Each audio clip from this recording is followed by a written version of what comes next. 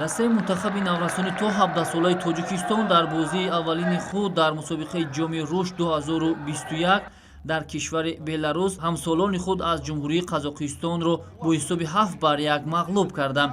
бо сабаби корти сур гирифтан дар оғози бозӣ муҳофизатгари мунтахаби наврастони қазоқистон Сергей Иванов аз майдон ронда шуд ва ҳамин тавр ҳамдастагонаш 10 нафара бозиро идома доданд. бозингарони тими миллии футболи наврастони кишвари мо дар дақиқаи 32 бо кӯшиши Абдуфаттоҳ Худоидодзода ҳисобро боз карданд.